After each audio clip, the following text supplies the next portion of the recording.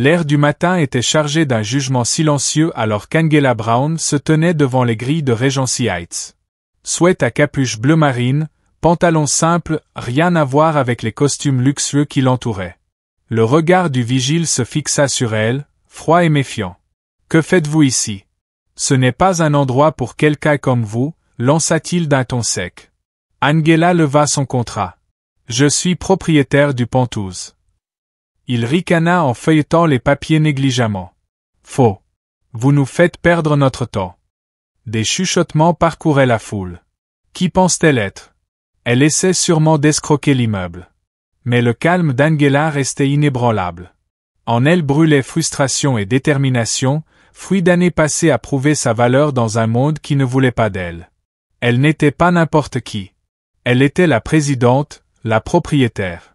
Et pourtant, on la traitait comme une étrangère, une intruse dans sa propre maison. Une voix derrière le bureau marmonna. « Je vais appeler la sécurité. » L'air se fit plus pesant. Que se passe-t-il quand le pouvoir est confronté au mépris le plus flagrant? Quand la vérité est rejetée et que les préjugés dictent les règles? C'était le moment d'Angela Brown. Son contrat tremblait dans la main épaisse du garde, mais sa voix, elle, ne tremblait pas. Vous avez 30 secondes pour vérifier le registre ou j'en réfère directement au conseil d'administration, déclara-t-elle d'un ton ferme mais mesuré. Michael, le chef de la sécurité, leva les yeux au ciel. C'est une menace. C'est un fait, répondit Angela en le regardant droit dans les yeux. Vous gagnez du temps. Un silence tomba sur le hall en marbre, alors que de plus en plus de résidents s'approchaient. Certains attirés par le tumulte, d'autres simplement avides de drame. Une femme au collier de perles chuchota. « Tu as vu son culot ?» Son ami répondit. « Elle a perdu la tête. » Angela se tenait droite, épaules redressées, les yeux fixés sur Michael. Elle avait affronté bien pire dans les salles de réunion. Mais là, c'était personnel. Chaque regard, chaque murmure, lui rappelait qu'elle était perçue comme une étrangère. Non pas à cause de sa valeur, mais à cause de sa peau. Un jeune concierge s'approcha du bureau, les mains tremblantes, et murmura à Tina, la réceptionniste, « On appelle le responsable. » Tina jeta un regard inquiet à Michael. « Elle n'est pas sur la liste. J'ai vérifié 2 fois. » La patience d'Angela s'effilochait. « Vérifiez encore. Brown. Angela Brown. Pentouse. » Silence épais. Puis Michael se pencha, voix basse et méprisante. « Écoutez, on voit des gens comme vous essayer d'entrer en douce tout le temps. Vous ne trompez personne. » Les lèvres d'Angela se serrèrent. « Vous faites une erreur, dit-elle d'un ton sec mais maîtrisé. Une erreur qui ne vous apportera rien de bon. » Les portes de l'ascenseur s'ouvrirent dans un tintement. Un homme en costume impeccable en sortit. Nathan, le gestionnaire de l'immeuble, d'un pas vif et le regard déjà dur. « Quel est le problème ici ?» demanda-t-il. Michael désigna Angela. Elle prétend être propriétaire du Pentouse. Les papiers semblent faux. Elle refuse de partir. Nathan jeta un regard à Angela, de haut en bas, et esquissa un sourire moqueur. « Mademoiselle, vous feriez mieux de partir avant qu'on appelle la police. » Angela ne broncha pas. « Essayez donc, mais vérifiez d'abord vos fichiers. Vous risqueriez de vous ridiculiser. » Nathan rit doucement et fit signe à la sécurité. « Sortez-la. » Alors que Michael tendait la main vers elle, Angela recula, la voix tranchante. « Touchez-moi, et vous le regretterez. » La menace figea l'instant. Des soupirs choqués s'élevèrent dans la foule. Nathan siffla. « Très bien, j'appelle les flics. » Angela, sans détourner le regard, sortit son téléphone et lança l'enregistrement. « Parfait. Qu'on garde une trace de tout ça. » Quelques minutes plus tard, les sirènes retentirent. 2 agents de police entrèrent, mains sur leur radio. Nathan bomba le torse. « Officier, nous avons une intruse. Elle a falsifié des documents de propriété. » Angela resta immobile. « Je m'appelle Angela Brown. Vérifiez votre système. Pentouse. » L'un des agents examina ses papiers, puis se tourna vers Nathan. « On vérifie avant toute action. » Le visage de Nathan se crispa. « Elle ment. Elle n'est même pas d'ici. Elle joue la victime. » Angela serra la mâchoire mais resta calme. Vérifiez mon nom. Appelez votre siège. Vous verrez. Pendant que les policiers consultaient la base de données de l'immeuble, une voix brisa la tension. Une petite fille, pas plus âgée que 10 ans, tenait la main de sa mère, observant Angela avec de grands yeux pleins d'espoir. « Maman, pourquoi il ne la laisse pas rentrer ?» La mère secoua la tête et serra l'enfant contre elle, les yeux emplis d'une compassion silencieuse. Angela croisa le regard de l'enfant et, l'espace d'un instant, la solitude et l'épuisement d'années à se battre contre des portes closes menacèrent de la submerger. Mais elle tint bon. Elle l'avait toujours fait. Après ce qui sembla durer une éternité, mais ne fut que quelques minutes, l'un des policiers revint, tablette en main. « Madame, le système confirme qu'Angela Brown est bien la propriétaire du Pentouse. » Un silence choqué s'installa. La main de Tina tremblait. Michael lança un regard inquiet à Nathan, qui avait l'air d'avoir avalé des tessons de verre. Angela s'avança. « Je vous l'avais dit. Maintenant, je veux parler au PDG du groupe immédiatement. » L'agent hocha la tête et appela déjà par radio. Nathan s'étouffa. « Vous n'en avez pas le droit. »« J'ai tous les droits, » répliqua Angela d'un ton glacial. « Je suis aussi la présidente du conseil. Vous travaillez pour moi. » Un silence stupéfait envahit le hall.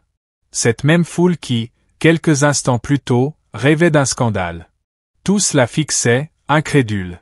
Mais Angela ne savourait pas ce moment. Elle avait déjà connu cette sensation, la justification, ternie par la conscience de ce qu'il a fallu endurer pour y parvenir. Elle se tourna vers les policiers. « Je souhaite obtenir une copie des images de surveillance de ce matin. Et je veux que toutes les plaintes des résidents issus de minorités soient consultées sur l'année écoulée. » Nathan se raidit. « Vous n'avez pas le droit. » Le regard d'Angela était de feu. « Regardez-moi bien. » 20 minutes plus tard, la PDG Margaret arriva, entourée de 2 directeurs et d'une responsable de la communication. Elle jeta un regard à Angela et hocha la tête avec respect. « Madame Brown, que se passe-t-il » Angela raconta toute l'histoire. Chaque détail. Chaque humiliation. Chaque refus. Le visage de Margaret s'assombrit. Elle se tourna vers Nathan, la voix glaciale. « Vous êtes suspendu avec effet immédiat. Michael, rendez votre badge. Tina, votre conduite sera examinée. » Michael grogna en jetant son insigne sur le bureau. Nathan tenta de protester, mais Margaret l'interrompit. « Nous ne tolérons pas la discrimination ici. Vous avez de la chance si vous conservez le moindre poste. » Les résidents murmurèrent. Certains honteux, d'autres soulagés. Angela s'adressa à la foule. « Voilà ce qui arrive quand on juge quelqu'un sur son apparence. Je ne suis pas la seule à avoir vécu ça. Et je ne serai pas la dernière. Mais je vous promets une chose, les choses changent, dès aujourd'hui. » Un homme en costume rayé baissa son téléphone, la culpabilité dans le regard. Clara, la résidente qui avait chuchoté des accusations, détourna les yeux, les joues en feu. Angela se tourna vers la mère et la fille. « Merci d'avoir cru en la justice, » dit-elle doucement. La mère acquiesça, les yeux brillants. Cet après-midi-là, Angela réunit le personnel restant. Elle annonça de nouvelles politiques. Une formation obligatoire à la diversité. Un comité pour examiner les plaintes des résidents. Une ligne anonyme pour signaler la discrimination. Personne ici, déclara-t-elle, ne sera jamais traité comme s'il valait moins. Tina s'approcha d'elle après la réunion, la voix tremblante. « Je suis désolée, Madame Brown. J'aurais dû parler. J'avais peur. » Angela la regarda, puis hocha la tête. « Vous avez une chance de faire mieux. Ne la gaspillez pas. » La semaine suivante, Nathan et Michael furent officiellement renvoyés. Leurs actes furent cités publiquement comme justification. Margaret envoya un message à tous les résidents. « Nous nous engageons à l'équité, à la transparence et au respect de chaque habitant. La discrimination s'arrête ici. » La nouvelle se répandit vite. Certains résidents, embarrassés par leur comportement, vinrent présenter leurs excuses à Angela. D'autres ne dirent rien, mais changèrent leur attitude, leur façon de parler, leur regard sur elle et sur les autres. Dans les couloirs, dans les ascenseurs, Angela sentait un changement. Pas encore de l'acceptation, mais les premiers signes fragiles d'un vrai respect. 6 mois plus tard, l'immeuble avait changé. Le personnel saluait chaque résident chaleureusement. Les plaintes des minorités avaient presque disparu. Angela, souvent vue riant dans la cour ou aidant un voisin, se sentait enfin chez elle. Le jour anniversaire de cette matinée difficile, elle se tenait sur son balcon, les lumières de la ville scintillant sous ses pieds. Elle se souvenait de la douleur, de l'humiliation, du combat. Mais aussi du regard émerveillé de la petite fille, du hochement de tête silencieux de la mère, de la main ferme du policier lui rendant sa pièce d'identité. Et elle se souvenait surtout d'avoir tenu bon, pas seulement pour elle, mais pour toutes celles et ceux qui viendraient après elle. Le lendemain matin, un jeune couple noir avec un enfant en bas âge, entra dans le hall. Tina, désormais chef concierge, les accueillit avec un grand sourire. « Bienvenue chez vous. Si vous avez besoin de quoi que ce soit, demandez. » Angela les observait depuis le balcon, un doux sourire aux lèvres. La guerre n'était pas finie, mais une bataille avait été gagnée. Et cette victoire était la sienne, partagée avec tous ceux à qui l'on avait dit un jour qu'ils n'étaient pas à leur place. 6 mois avaient passé et l'air à l'intérieur de Regency Heights était différent. Plus léger. Plus chaleureux. Plus honnête. Angela, autrefois confrontée à des portes verrouillées et à des regards froids, marchait désormais avec confiance dans les couloirs en marbre. Le changement n'était pas venu du jour au lendemain. Mais chaque conversation, chaque politique, chaque excuse avait fait tomber un peu plus les vieux murs de suspicion. Le personnel saluait chaque résident par son nom. Un nouveau code d'équité était affiché au-dessus du bureau d'accueil, une promesse gravée en lettres capitales. La propre vision d'Angela avait changé. La douleur et l'humiliation du premier jour avaient laissé place à une détermination plus profonde, non seulement pour appartenir, mais pour élever les autres avec elle. Un après-midi, elle vit Tina, autrefois timide et complice, aider un nouveau locataire nerveux à se sentir bienvenu. Angela sourit, reconnaissant la force que recèle une seconde chance. Au crépuscule, elle se tenait sur son balcon. Les lumières de la ville étincelaient à l'horizon. En contrebas, des rires résonnaient dans la cour, preuve que la confiance pouvait naître là où régnaient autrefois les préjugés. Angela savait que son combat faisait partie d'un récit bien plus vaste. Mais ce soir-là, elle s'accorda un moment de fierté silencieuse.